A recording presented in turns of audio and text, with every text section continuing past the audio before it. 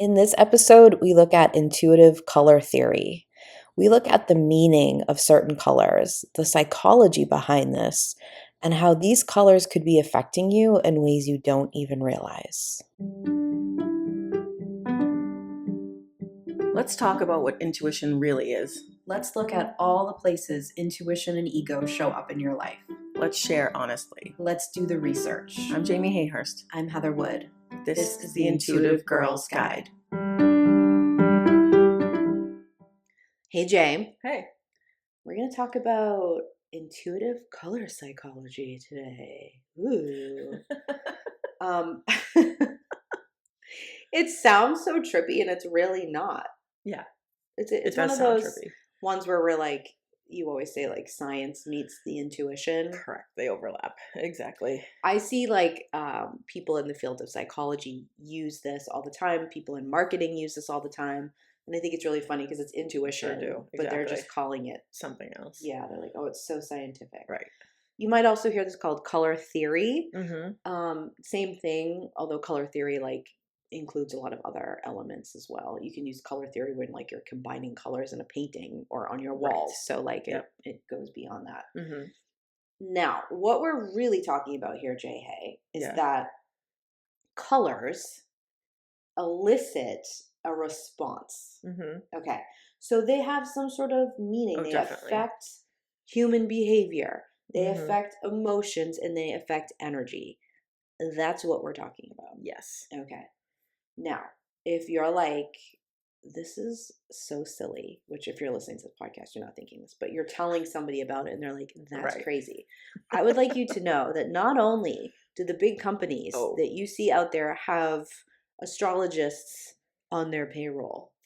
Yes. They're also using color theory. Yes. They're using how colors affect human behaviors in you all the time. No, it's like prisons are painted certain colors. Like interior design is based on that. Like it's everywhere. Like you said, marketing, advertising. Yeah, it's everywhere, and they absolutely are using certain colors for certain feelings. Exactly. Okay. Now, this is again a pagan concept. So we can find it everywhere in history. But I did find ancient evidence in Egypt, Greece, and China, for examples. Yeah. Okay. That makes sense. All right. Again, those are the places that the records survived. So if you're like hearing it from a culture that's not represented, probably historically it's white people's fault and we destroyed your records. So we apologize. Yeah, well, you and I do. Yeah, exactly. Ridiculous. Okay. So this is a concept that was everywhere. Everybody knew that color had frequency and the different colors had different frequencies. This was not up for discussion or questioned. This was just fact. Right. Okay. Now, in our culture, only certain people are paying attention to this, but this is still a thing. Right. Carl Jung, the famous Swiss psychologist that we talk about all the time, was the one who really studied it and brought it back into modern times, at least in Western culture. And he, just to give you an idea, he was doing his work in the early 1900s. So that's not really that long that we sort of brought it back into conversation. Yes. Right. All right. Now, although colors have been assigned universal meaning, although we in pagan times were using all different cultures, this is one of those things where it's not the same in every culture. Right. Okay. And this is because the things that go on in your life and the way that you're raised and what you're raised around and where you're raised affect your perception of color. And like the resources of what was abundant in like wherever that culture was. Exactly. There are cultural differences. This happens to it affects everything, but you see it here. So for example, in China, the color red is considered good luck. Right. In like North America, the color red is like passion. So you think of stuff like war, danger, stop signs, stop in general, aggression, all of those things. Yes. Perceived differently. used differently culturally. Right. Like you're going to see that kind of thing. So we're going to be talking more of like the North American version, okay? Because that's where we are, and that's what we actually know about. But depending on where you are, these could be different, okay? Most English speaking countries will be like this. So if you're listening and you understand English, most likely it's similar for you. Right. Okay.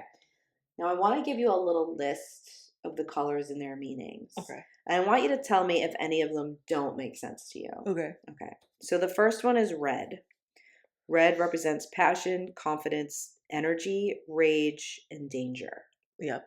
Agreed. Culturally, you can see examples of that. Even the saying like I'm seeing red. Yeah.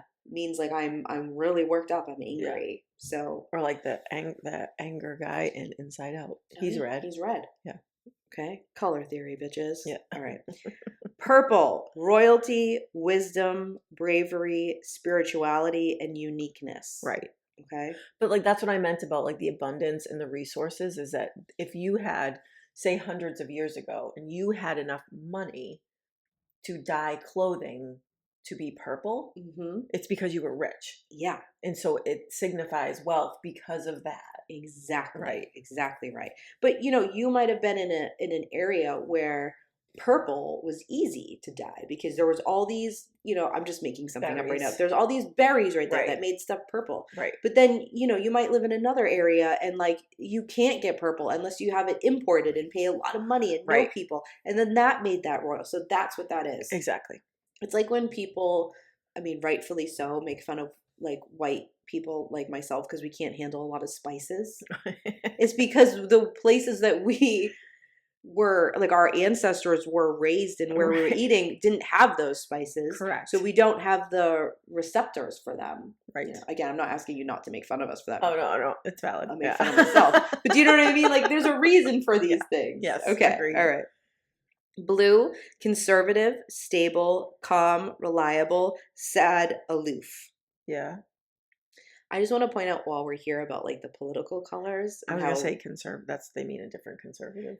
They don't mean politically conservative. Right. But I want you to think about what the blue side kind of does wrong. Yes. And they're all the things in this color.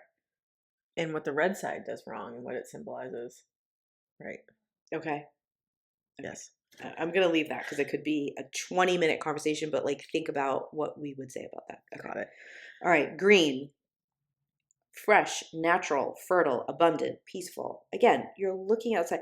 I think of blue like you look up at the sky. If there's a blue sky, you're describing what the weather's like. So our ancestors, that's what their day was like because they were outside.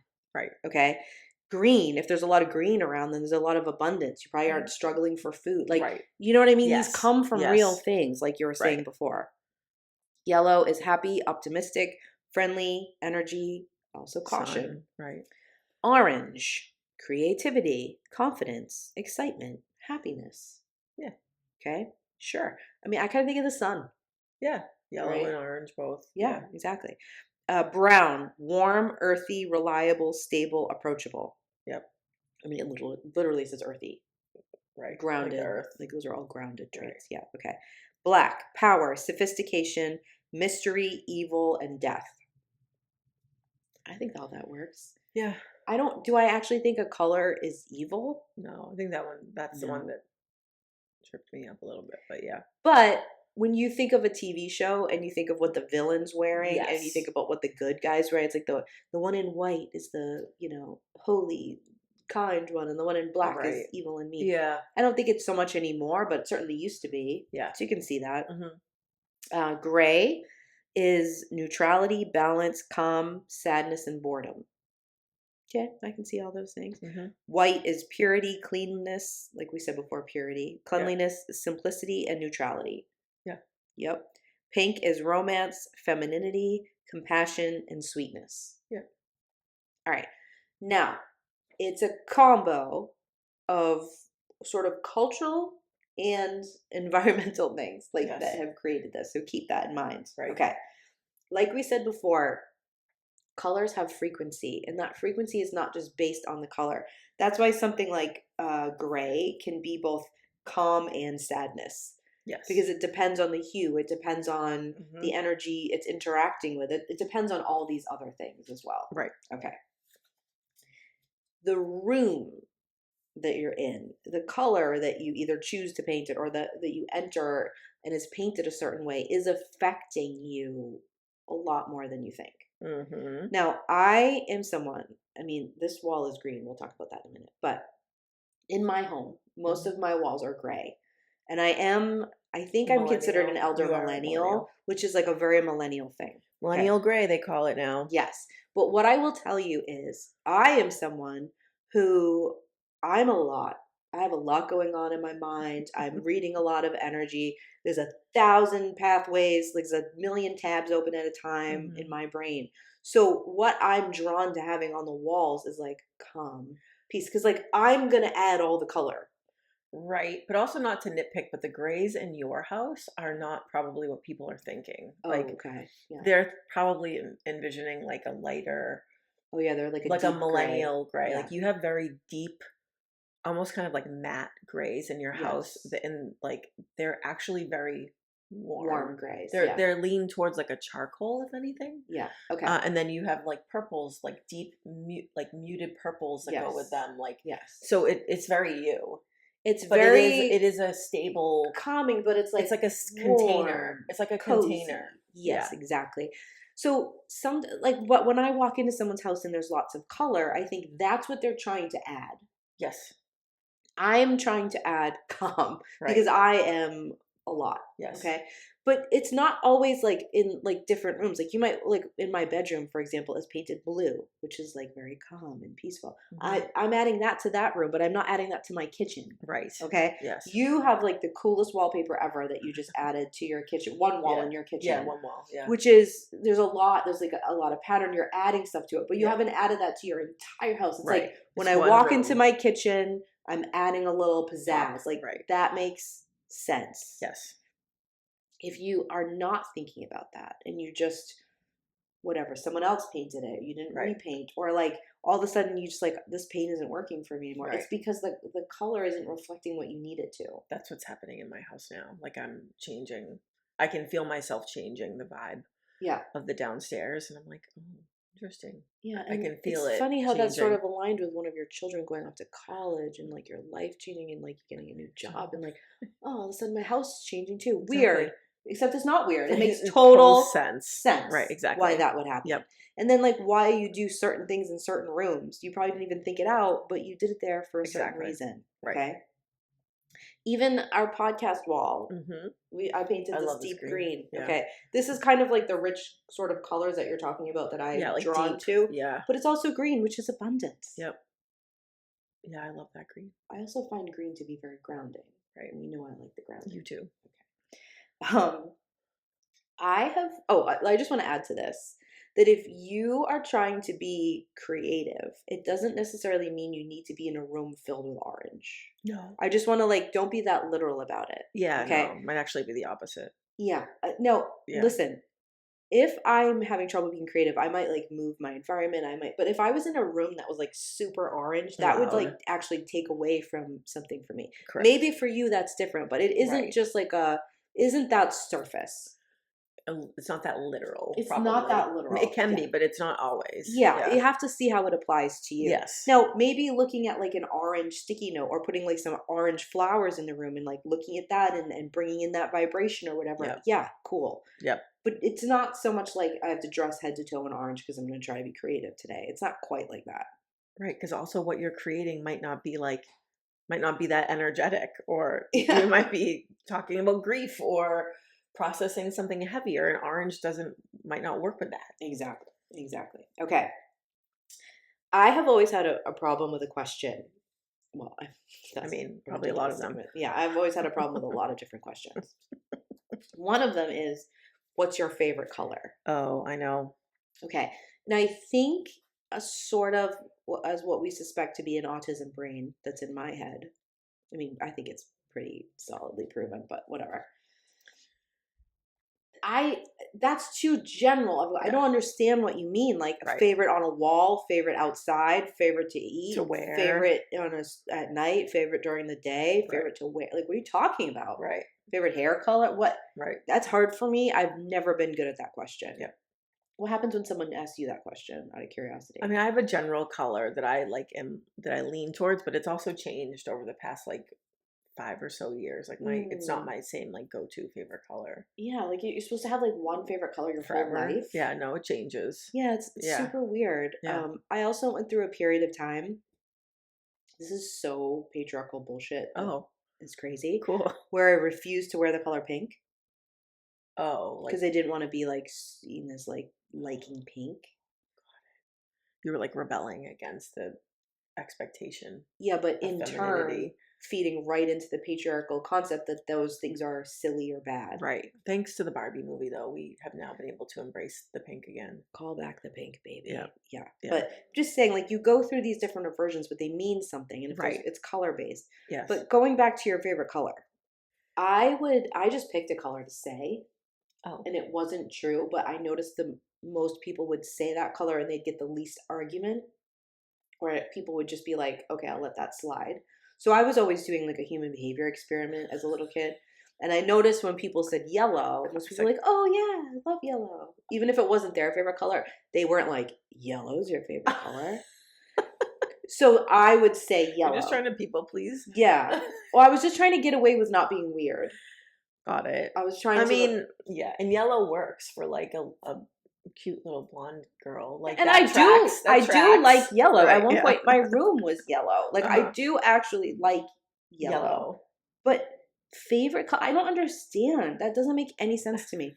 So then I started being like, well, I really am drawn to green a lot, because it makes me feel really grounded. So then, and I love being outside and seeing green. So then I would say green. Mm-hmm. But now I just to the point where I'm like, I don't have a favorite color.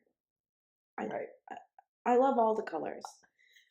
Some colors don't look good on me. I love that like chartreusey color. I think that's like so cool. Yeah. I look crazy in that color. Oh, so like, really? But that doesn't mean I don't like it. Right, like, right. But some people be like, oh, I hate that color. It looks awful on me. And I think, well, that's the reason you don't like it? Like, do you know what I mean? Yes. It's too complicated. It's too hard. But anyways, I think if you change the question a little, and you were like, what's one of your favorite colors to like see when you're outside? Or like you give more information, you're actually going to get something good from people. Yes, right. If I'm being honest, what my little girl self would have really said her favorite color was is what I would have said black. And then I would have said because all the other colors look awesome next to it. That's a great reason. That was like my little girl answer, but that was very unacceptable for this like I like that little answer. Tiny blonde playing with Barbies to be like, I like black, you know? Like my soul. Yeah. Yeah. Anyway, interesting. What is your favorite color in certain areas? But like maybe the question should be like, what colors are you drawn to? Or maybe we should just stop asking people their favorite colors and have like deeper conversations. Okay. What do you think about this political landscape? Yeah.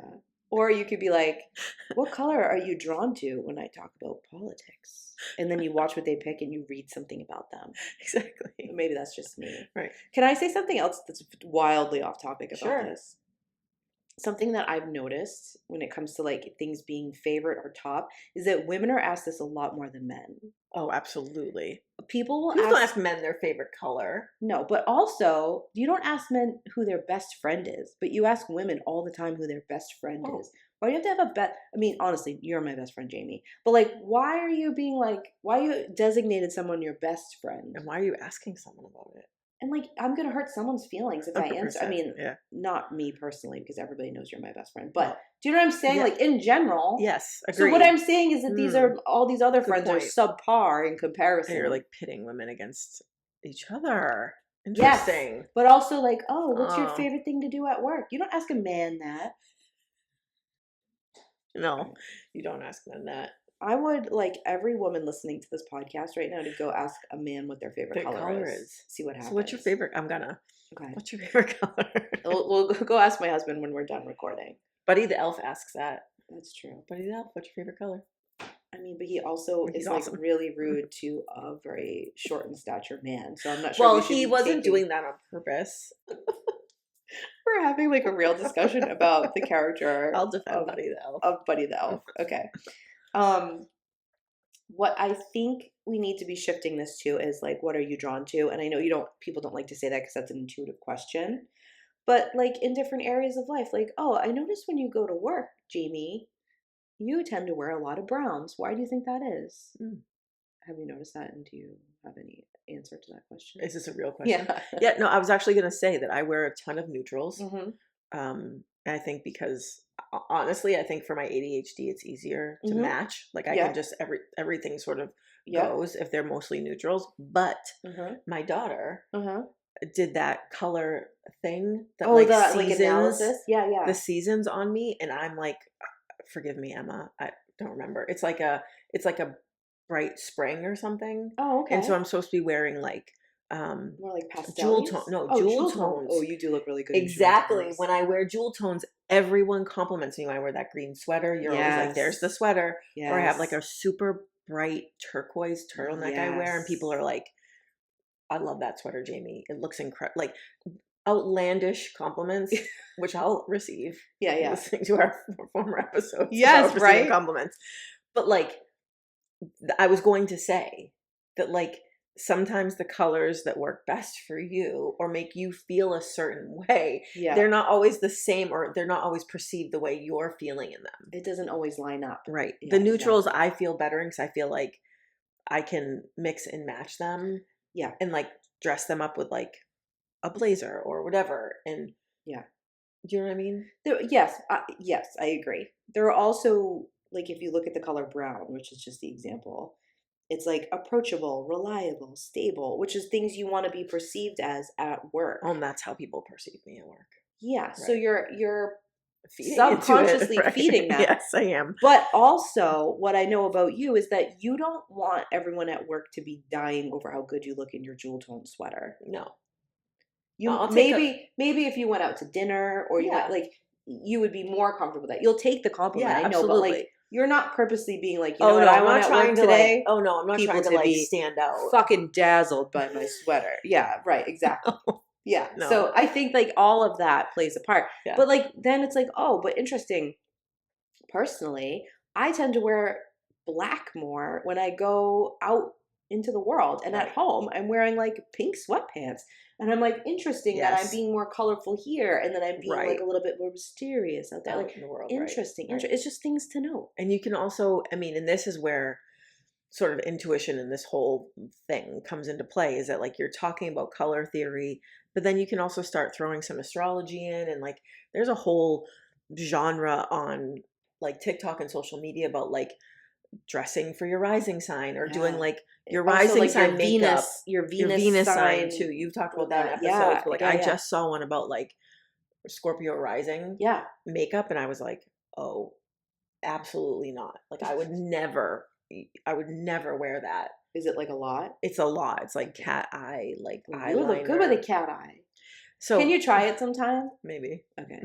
We could just be at your house. I'm saying we could just like, you can sprinkle in all of these things, and that's how you start to determine how you feel best. Exactly. What colors feel good? Exactly. Like where does your astrology lie in this equation? Like, you know what I mean? Where you are in your period, if you have a period, like if you're in your luteal phase, or, you know what I mean? Like all those things play into 100% how you're feeling and presenting. 100%. Now, something you know about me that I don't think other people know about me is that I put a lot of human behavior thought into what I wear. Like, for example, we're doing 2 episodes in a row. Spoiler, if you don't think we do that, we do. Sometimes. We do. This is the dragon shirt I had on the last episode. It's black. Right. I added a white cream because those are the 2 opposite spectrums. But then there's also like all different color stripes. Right. It's almost a rainbow. Yeah. So it's perfect for our color episode. Yeah. When it came to receiving, I felt that I needed to have a dragon on my shirt to talk. Like it's there's thought behind everything that I do. Way more thought than I think people know. Definitely. You know, but like if you know me really well, you know that everything that I do has way more thought and stories into it than other things, because that's just how my brain works. Mm-hmm. So if I'm like, for example, I'm doing something tomorrow where I have to go speak in front of people, and I'm really thinking about like how this thing that I need to speak about, how do I need these people to perceive me? And my outfit reflects that. Like I'm actually dressing a little bit more casual than I usually would for something like this because of the environment and how I need to be received here. I figured you'd say that. And even the colors are thought out. Like I think about it that way. And I'm not telling everyone to do that, but like no, I don't do that. Sometimes it helps if you're someone who like I'm still self-conscious. I'm not going to say I'm not anymore, but I used to be very self-conscious about like what other people were going to think about what I was wearing and like getting stuck in being perceived. Yep. And it feels to me like you take that power back a little. Right. If you're like, well, I'm dressing for these reasons and this sweater has like it, and it makes me feel better, but it takes me out of like caring so much about how you think if I look small or big or whatever. Correct. I was obsessing about before. Correct. Or like trying to hide the size a flaw. of you. Right. Yeah. Yes. And think more about my intention of what I'm doing. It feels better. I agree. So you can use color and things like that for that. Yeah, absolutely. It's just like a good shift. Yeah. In addition, the color saturation, the tone, and the hue all affect the energy of the color. Yes. Adding to that, you, from your own personal life, associate things with colors. Yes. So we might be telling you that green is grounding, but for some reason you don't feel that way. Or like white is like, what is white? Let me see. Purity, cleanliness. But when you think of white, you get a stomach ache. But like maybe one time you were a kid, you were wearing white pants and you fell and you got them dirty and then you got in trouble. And then like then you always had a weird aversion to white, or white felt dirty or unsafe to you and you didn't understand why. And it's like a little thing like that. Yes. 100%. So your own experiences are also affecting the way you're perceiving colors. Yep. Okay. Definitely. I want to take a quick break here. But when we come back, we're going to talk about some other ways color is used in the world. But I want to leave you hanging on something, and I'll bring it back up when we come back. Oh. But I want you to think about colors sort of the way you need to think about body language. That even if people don't know, even if you don't know the meaning of colors, they're still affecting you. Same as like you might not understand what certain body language moves mean. Yes. But you're interpreting them that way. Yes. Like if someone's standing a certain way or feet are pointing a certain way, you are getting an energetic response. You're interpreting something about that person, even if you don't know body language. Right.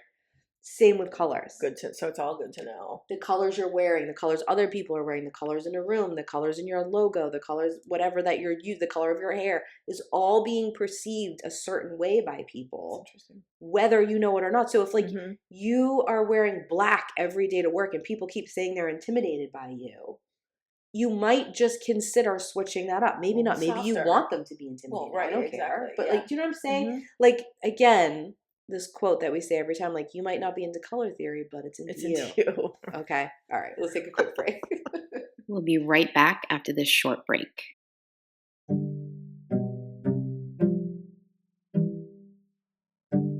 You know what goes great with podcast listening? A great cup of coffee from a great coffee shop. Yep. Beans roasted in-house, amazing baristas. You know where I'm talking about. Restoration Coffee. Can we go? Yes, I need an Americano and maybe a panini too. Ooh, I need blueberry maple latte and probably a Resto bowl. Ooh, yeah. Check them out and visit restoration-coffee.com.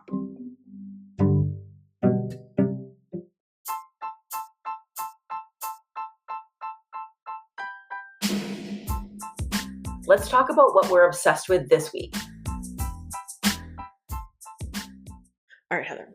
This week, I actually am obsessed with something that's not Debbie Downer Dungeon. I feel like it's 2 weeks in a row. I know. Although I will say that one of our very faithful listeners, Melissa, hello. Hey, Melissa. She DM'd me and was like, or us. Yeah. And was like, thank you for this, Debbie Downer Dungeon. Like, I can't, oh, yes, right. If you had faked it, yeah, I couldn't have handled it. Like, I appreciate you acknowledging how shitty things are. She didn't say that. You're paraphrasing. I'm paraphrasing. Yes, but exactly. Something to that effect. So, like, the people like the Debbie Downer. I mean, that's where we are. Yeah. But anyways, I found a little bright light, and this feels reminiscent of our original episode, which is like about sort of a celebrity, but that Teresa Caputo. Yeah, she's originally the Long Island Medium, but she has a new show. I think it's on Hulu, I think. Okay, yeah. I just started watching it last night.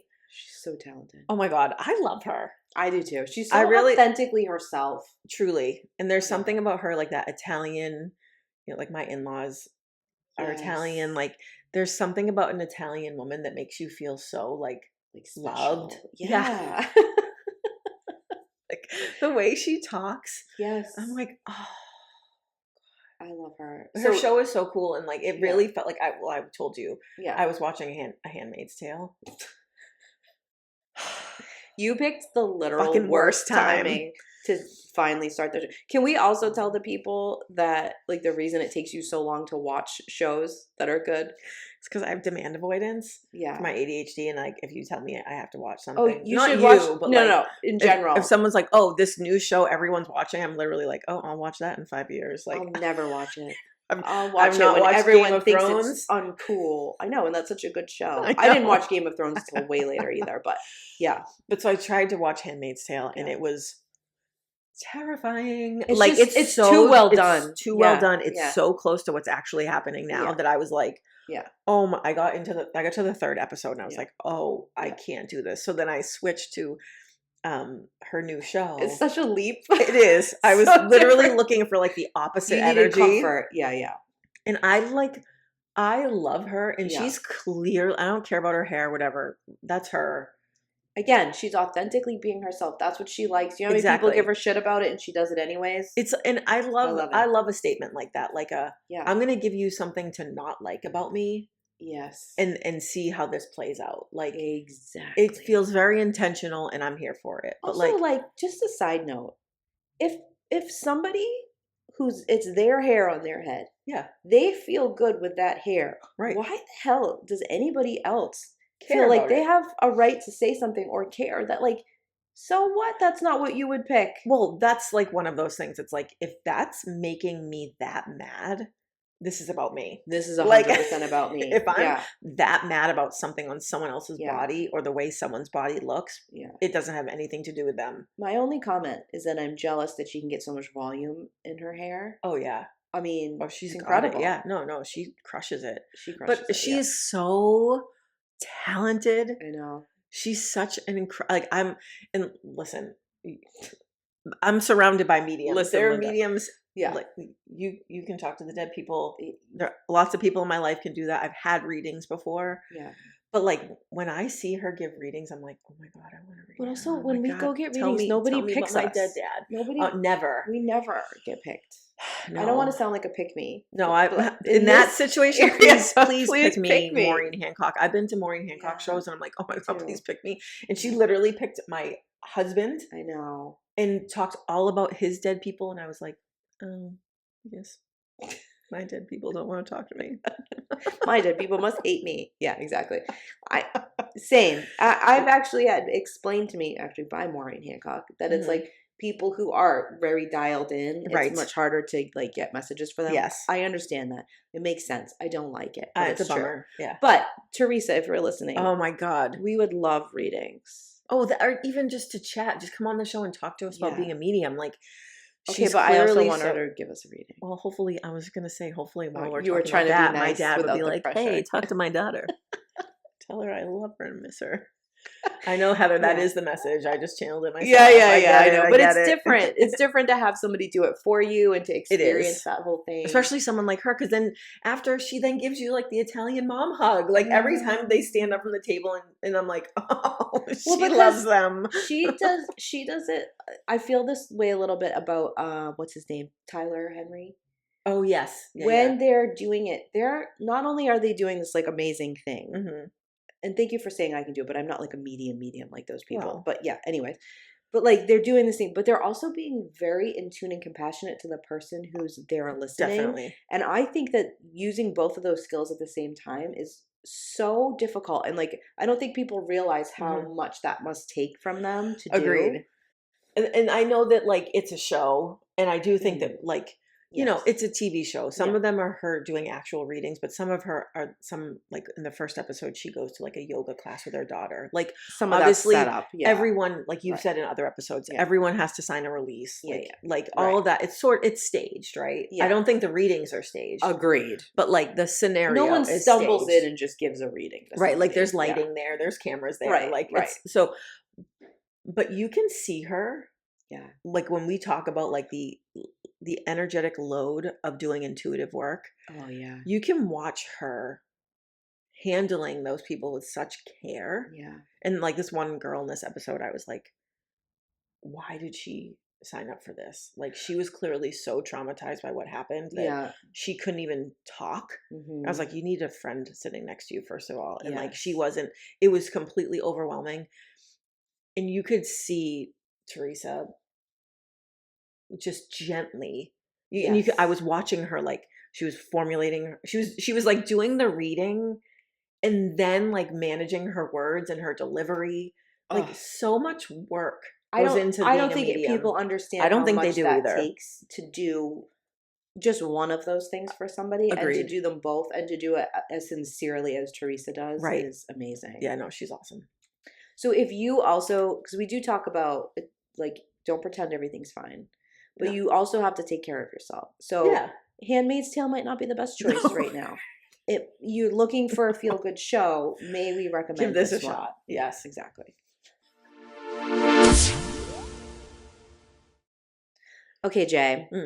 So this color theory, you didn't ask me for proof. I believe you. I know. But I have a 2020 survey that I think is pretty cool that I want to tell you about. Okay.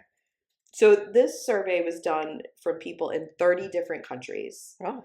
So the number of people in the survey was like in the thousands. So I think like the numbers would be better if it was a bigger survey. But like, listen, we'll take what we can get if someone's actually like doing a color psychology survey. Right.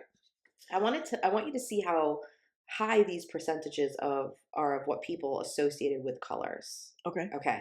So black, 51% of respondents associated black with sadness.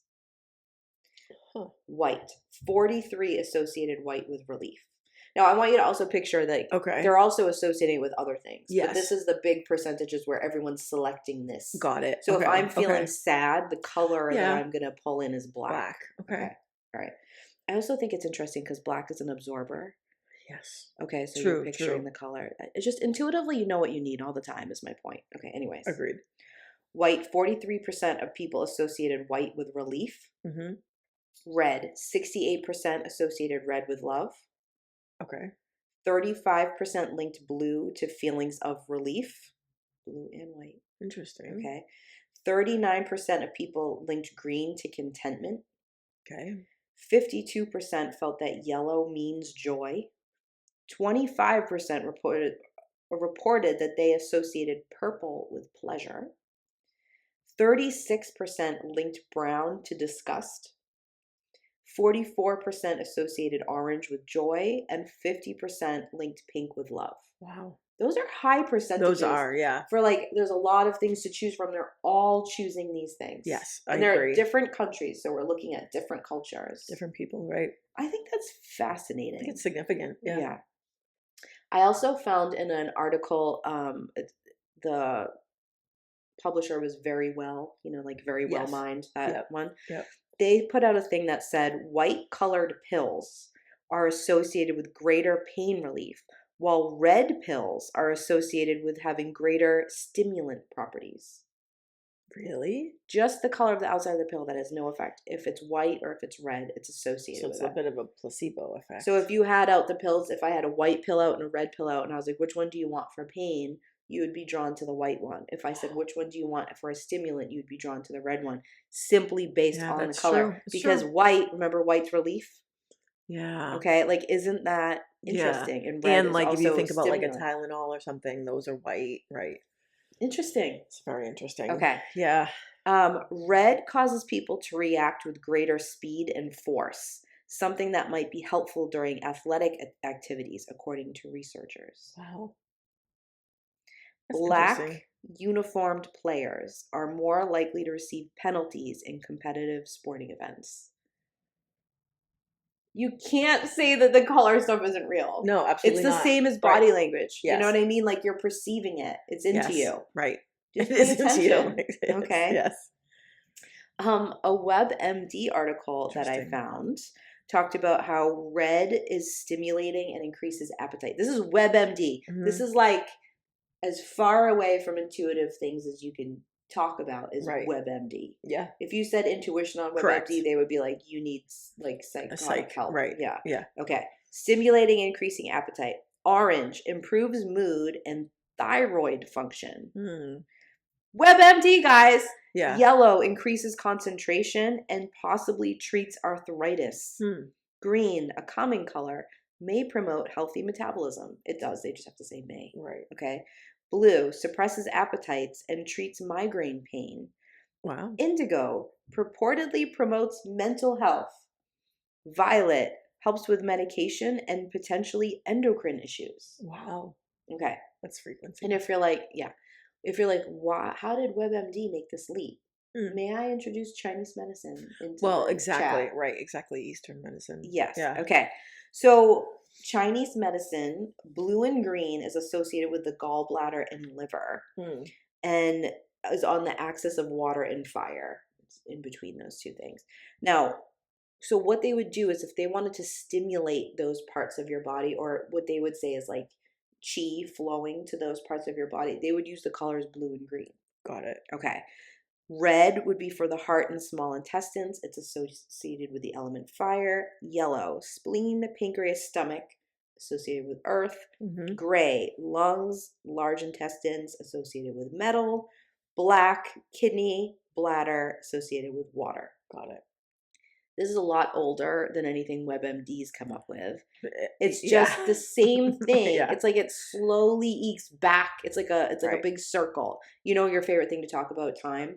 Yeah. Yes. I mean that sarcastically. Jamie hates it. Time's a big circle. If you're is. like, hey, how'd they build the pyramids? We must have had knowledge we don't have now. Yeah. Yeah, we did. Because it's a circle. Right. It'll come back. Right. It's True. taking too long, in my opinion. Is. But it'll come Sure back. is. Okay. Another thing I want to mention is that chromotherapy is the same thing as color therapy. And that's something that you see kind of used in alternative practices where you use colors and lights in those colors to help people heal. Yes. So I have been to a practitioner who, whatever you're picturing for what someone would look like, who would bring you into a special room to do color therapy on you with lights. Yeah. That's exactly what they look like. Okay. Got it. And they talk like that too. Got it. I've had that done. Okay. I think it's really cool. They used lights. They also used like drops of oils with the colors in them. Okay. Put them onto your body. Oh. So you're in a room and the different colors are coming in, and then you're talking about how you feel when the colors come in. Yeah. And then based on how you feel, they add another color. It's a whole thing. It's very, interesting. very cool. It's very trippy alternative health. Yeah. Okay. That's a thing I've done. Okay. But also, my husband has a red light therapy machine that he puts on himself to recover from long runs or when he has inflammation. I know that the branding of these things is different, but it's the same exact thing. Exactly. I was going to say the red light masks that people get now, like they're literally like, they look like hockey masks. You like strap on your like face. Mike Myers. Yeah, right. Exactly. And they put red light on your skin to heal your skin. Yes. Right. And those would all be branded and marketed as like science, like the science of ultraviolet light or whatever. But like it's the same thing. And the science of it is the frequency of it, which is also the vibration of it, which is what we're all talking about. Exactly. You already know you're already drawn to this stuff. So to me, this is just about educating yourself. Right. It's also about bringing awareness into yourself. Like, just notice, like, do you tend to wear more of a certain color when you do certain things or when you're with certain people? Yeah. It all affects things. Yeah. Do I think if you look up your like favorite color is like green and you look up what green means and that's not what you want to express, that you should never wear green again? No. Right. Do I think like you should take it into consideration? I do. Yeah. I think it definitely affects the way people see you. I think it's something adding to the energy you're giving off. It's not the whole thing. It's not controlling all of it, but it's adding to it. Yeah. So I agree. Yeah. I think what we're going to see, this is a prediction. Oh. And it's like being recorded and time-stamped. So I get to have it. February 2025. Yeah. Just remember this, guys. I think eventually we'll get to a point where in part of healing and wellness, we'll be eating foods of certain colors. Oh, and I know our ancestors knew that. Agreed. Okay. And I already know like holistic nutritionists who will say to like eat different colors, but I think you'll be like prescribed it. I think we're already starting that, like when they say like eat your rainbow, like doctors will say that. Yes. Like because different color foods have different nutrients in them. Like I think that's already starting. Yes. But I think to your point, it'll get. I think we'll get away from like everyone has to eat the same or exercise the same. Like the idea that wellness is like really one dimensional. Right. And I think we'll be like, oh, so you have this issue going on, or you have this blood type, or you have this blah, blah, blah.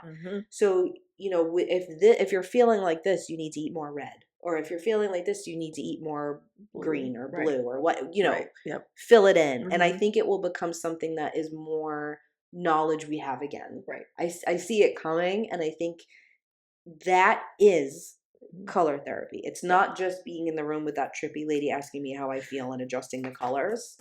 It's also the food you're eating. Do you know what I'm saying? No, it's also putting a red light on for inflammation.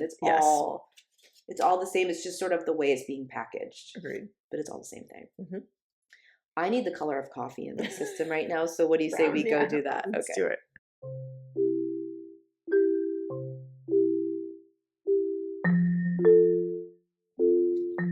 Hey everyone, Heather and I have an ask for you. If you love this episode or if you love the IGG, can you do us a favor? We need you to go onto whatever platform you listen on and download, subscribe, like, love, whatever it's asking you to do. Can you go do those things for us on the platforms that you listen on? It would mean so much to us.